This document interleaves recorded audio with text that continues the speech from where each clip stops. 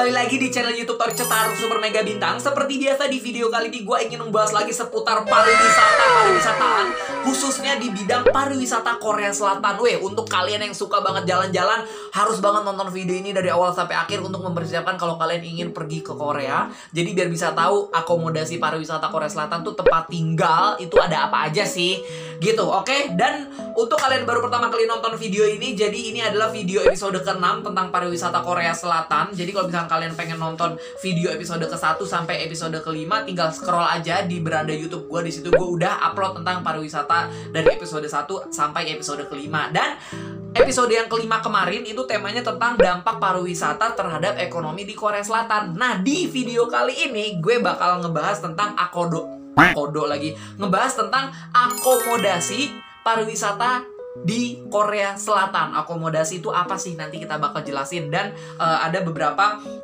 tempat apa ya, jadi kan kalau misalkan kalian berkunjung ke suatu negara atau ke suatu daerah deh, pasti kan nyari tempat tinggal kan, baik itu hotel, motel, kos-kosan, kontrakan, segala macam. Nah, di Korea itu juga ada, gengs, jenis-jenisnya. Dan di sini gue ingin menjelaskan kepada kalian jenis-jenis yang ada di Korea Selatan itu. Oke, daripada kelamaan, kita langsung aja mulai. Oh ya, gue lupa pengen ngasih tahu sama kalian. Di sini gue dalam memberikan informasi, gue tetap membaca skrip yang udah gue siapkan di bawah kamera. Jadi gue bakal tetap baca juga. Kenapa? Karena gue takut salah menyampaikan informasi. Jadi lebih baik gue baca gitu kan, supaya nggak miskomunikasi gitu loh, biar informasinya yang gue sampaikan tuh ingin tersampaikan dengan baik gitu. Oke, kita mulai aja langsung akomodasi pariwisata di Korea Selatan.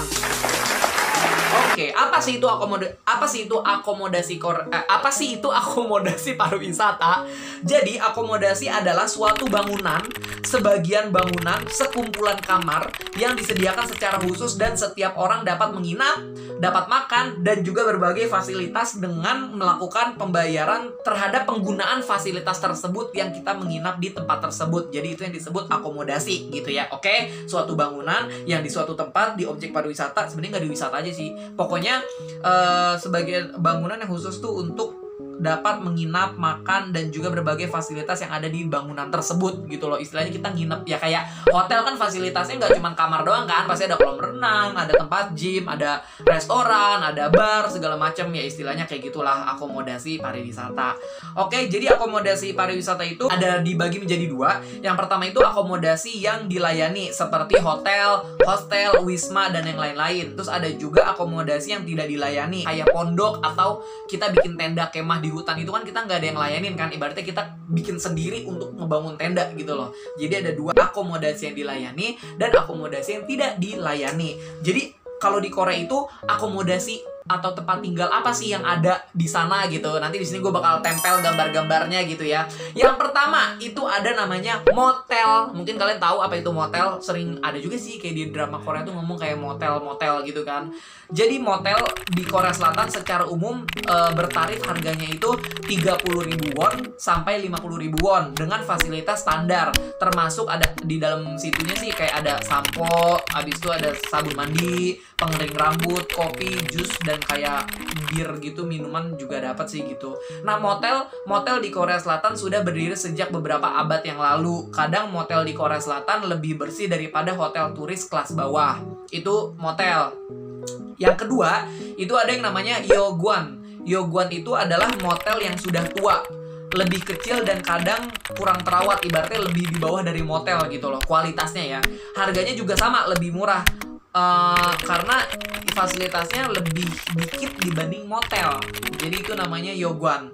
Harganya kan kalau motel itu harganya tuh sekitar 30 sampai 50.000 won. Kalau Yogwan itu 20.000 won sampai 30.000 won gitu. Nah, umumnya ini Yogwan ini tuh adanya di dekat stasiun kereta atau di terminal bis gitu.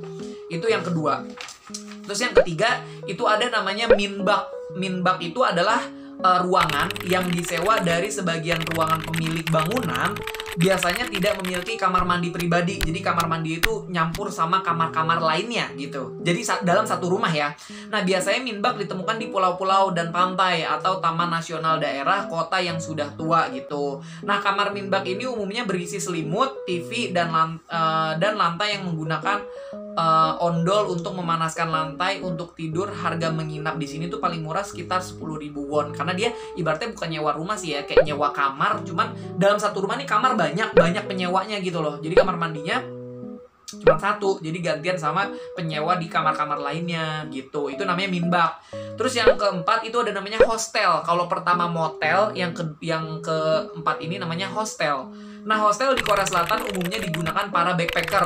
Hostel biasanya ditemukan di pedesaan yang dengan berbagai kamar dalam beberapa ukuran atau asrama. Harga untuk satu kamarnya ini tuh sekitar 20.000 won, dan kamar pribadi itu sekitar 35.000 won. Kalau 20.000 won itu harganya tuh sekitar 250.000 teman-teman. Sekitaran segitulah ya, kurang lebih gitu.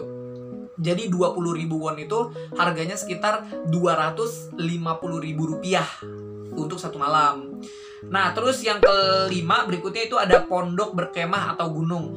Ini contohnya salah satu yang tadi gue bilang ya, akomodasi yang tidak dilayanin gitu. Karena kayak bawa tenda sendiri. Jadi kayak misalkan di Taman Nasional tuh, kalau di Korea tuh ada untuk spot berkemah gitu. Karena di situ ada apa ya namanya ya, kalau pengen ngebangun tenda boleh gitu loh, ibaratnya asal kita pun yang sendiri membangun tenda itu gitu. Terus yang keenam tuh ada Chimchilbang. Mungkin Chimchilbang udah ada yang tahu itu ya. Chimchilbang itu adalah sebuah tempat yang terdiri dari sauna di Korea tuh. Sering banget kok di drama Korea muncul kayak Chimchilbang. Nah, itu sauna di Korea, teman-teman. Nah, area pancuran dan kolam renang uap dan 1 atau 2 kamar besar untuk tidur bersama. Dengan fasilitas lainnya adalah berupa kedai dan internet. Mandi di kolam renang Chimchilbang diwajibkan tidak menggunakan pakaian sama sekali bersama dengan pengunjung lainnya. Bagi yang tidak terbiasa mungkin tidak akan menyukai tempat ini, teman-teman. Harganya itu 5.000 sampai 8.000 per malam. Emang agak lebih murah sih. Cuman mohon maaf, tidurnya di ruangan yang sama. Kalau pengen mandi berendam juga di area yang sama gitu loh. Tapi segender ya. Maksudnya kalau di kolam renangnya dia cowok-cowok, cewek-cewek gitu. Nah, sebelum kita pengen lanjutkan, gue pengen ada cerita menarik sih gitu. Kan temen gue orang Korea di sana kan, ya gue kepo dong, maksudnya kayak gue tuh paling kepo banget sih yang namanya itu Chimchilbang gitu loh. Tapi kalau emang bagi orang Korea sendiri mereka udah terbiasa gitu kan. Cuman kalau untuk orang kayak kita ya, maksudnya yang emang notabene ada teman dari kecil aja sampai udah dewasa, kalau main ke rumah kita mandi aja di teman kita lagi di kamar, kita tetap andukan kan, ibaratnya kayak make celana dalam aja masih malu gitu loh, ya nggak sih? Walaupun itu teman kecil kita ya, walaupun sama-sama cowok gitu. Teman kalau kata temen gue yang orang Korea ini yang namanya Chimchilbang nih ya emang betul-betul tidak menggunakan apapun gitu loh. Jadi ya lu maupun lu orang asing gitu ya, maupun lu wisatawan bukan dari orang non Korea gitu kayak gua gitu Indonesia, ya kalau ke Chimchilbang ya harus semuanya gitu deh pokoknya, harus ya tidak boleh pakai selai apapun gitu teman-teman. Oke, lanjut yang ketujuh itu ada namanya Wisma Temple Stay dan Hanok. Ini tuh sebuah akomodasi pariwisata Korea yang menyajikan pengalaman tradisional di kuil budaya. Hal ini adalah salah satu inovasi pariwisata Korea Selatan. Jadi, tapi ini agak mahal, gengs.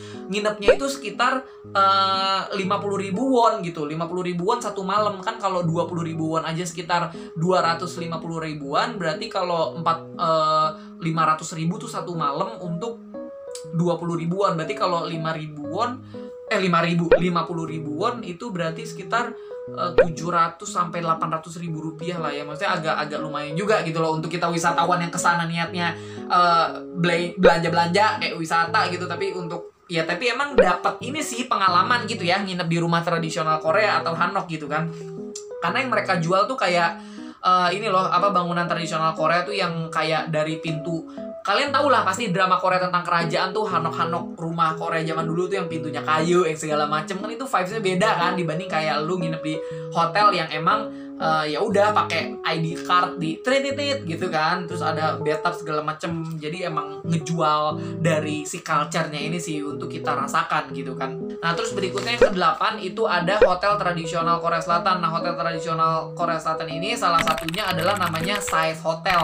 Kalian cari aja di Google Size Hotel and Resort dengan dengan 26 kamar tidur yang terletak di komplek wisata Jungman di Pulau Jeju. Ini cuma ada di Jeju doang, karena hotel tradisional harus terdaftar dalam bisnis tradisional hotel di bawah naungan Undang-Undang Promosi Pariwisata pemerintah Korea Selatan. Jadi harus di bawah undang-undang. Jadi nggak semua hotel tradisional tuh apa namanya ya, ibaratnya harus ada izin undang-undangnya gitulah untuk membangun si hotel tradisional ini di Korea. Dan adanya tuh salah satunya di wisata Jungmun di Pulau Jeju. Oke, mungkin video ke-6 ini telah selesai sampai di sini, dan nantikan video-video berikutnya episode ke-7, ke-8 dan seterusnya tentang pariwisata Korea. Dan di episode ke-6 ini sudah berakhirlah kita pembahasan tentang akomodasi pariwisata di Korea Selatan. Oke, terima kasih banyak telah menonton video ini dari awal. Jangan lupa untuk like, komen, dan juga subscribe channel YouTube ini. Oke?